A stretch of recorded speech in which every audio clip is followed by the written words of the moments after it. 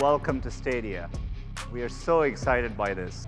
There is no console required to reach this experience. Stadia started big with a dream to change the fate of gaming, but fell within only 3 years of its journey. Google launched its heavily funded cloud gaming platform, Stadia, on the 19th of November 2019. It had around 1.3 million users, which are way lower than what Google had in mind.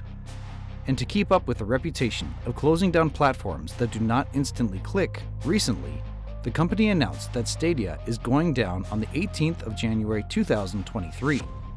The company is going to refund the users who bought hardware, games, and add-ons from the platform within mid-January.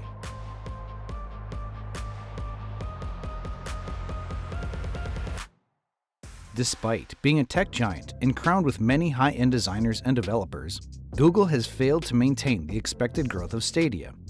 This platform was supposed to bring a revolution in gaming. It's no news that a decent gaming experience is too far to reach for many aspirants because it requires costly hardware in an exuberant setting. Stadia offered some excellent features to its users. The subscription cost of Stadia is around $10, which is far less from the price of a console along with other hardware. Cloud gaming was supposed to bring a ray of hope for people with an offer to experience gaming without needing to purchase physical hardware like graphics cards, monitors, and consoles as long as they have access to Google Chrome. Users can stream games like Assassin's Creed Odyssey and Cyberpunk 2077 that are titled AAA from Stadia Cloud Service. The streaming resolution of Stadia is also very rich. Another attraction of Stadia is that it can be used through a mobile app. The platform allows base and pro subscriptions. With a base subscription, a user has to buy some high-end games, but still can play free games. The Pro subscription enables users to stream any game without purchasing them. Stadia also comes with a very top-notch controller for both PC and mobile phone streaming. All these were supposed to make Stadia a successful platform that connects gamers from all backgrounds. Yet, why did it stumble? The skepticism about the effectiveness of Stadia began before its launch. Google said that users would be able to start a game from a YouTube clip, even though there was no sign of introducing it after the launch. The plans for the platform were very big and astonishing without any doubt. Yet, the infamous trait of Google's lacking commitment to its project was one of many reasons for insufficient expectations about Stadia. Google closed down the in-house development facility of Stadia, which was focused on developing some inbuilt games for the platform in 2021, only after 1 year. All sorts of games require years to develop, and yet Google refused to investigate its way through making cloud gaming service more comfortable and exciting. The lack of care for Stadia from its founder company is the prime reason behind its fall. Another widely agreed reason behind the fall of Stadia is its high-resolution streaming requirement. The platform comes with advanced technology which is not fit for the time being, and this is one of the most crucial examples. Even many developed countries struggle to provide a 5G network and a stable fiber network. The minimum requirement for the network to stream on Stadia is 10 megabytes per second. 1 hour of streaming takes up to 13 to 15 gigabytes of data. This higher quality also comes with a lag and hidden costs.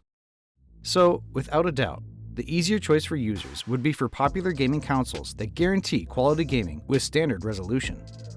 Stadia had a poor library of videos. The platform only offered core video games like Assassin's Creed Valhalla, Final Fantasy XV, Shadow of the Tomb Raider, Mortal Kombat 11, Sekiro, Shadows Die Twice, Jedi, Fallen Order, and others. These gameplays require hours to complete with lavish missions and adventure. These games are suitable to play with a console or PC. Stadia should have offered a rich library with a variety of games for the users. The cost of development and maintenance was quite poor compared to the users and subscription of Google. NVIDIA's GeForce Now and Microsoft's Xbox Cloud Gaming offers better gaming service to the users where they can make the best use of the hardware they already own. Stadia has focused so much on making a platform where users do not have to use hardware that it refuses to admit that familiarity to gadgets are an essential part of gaming. There are also complaints about poor server stability of Stadia, where users had to completely rely on it. These issues resulted in insufficient users for Stadia. After the announcement of Stadia's shutdown, people have given mixed reactions on social media.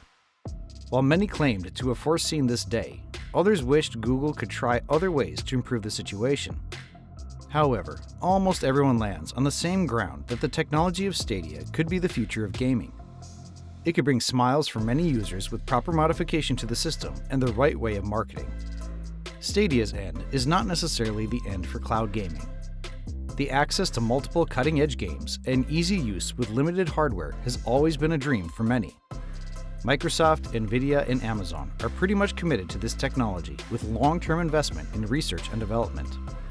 And people are clearly hopeful about their streaming service. Google is also willing to share its tech of Stadia with partners in an effort to let the good sides of this platform survive. Cloud gaming has many opportunities with more innovative additions in technology, including end computing and 5G network. The users can be free of the requirement of expensive hardware and go as they are to complete missions and journeys. With more concentration on solving marketing, logistics, public perception, and technical issues, cloud gaming can come to the rescue for gamers.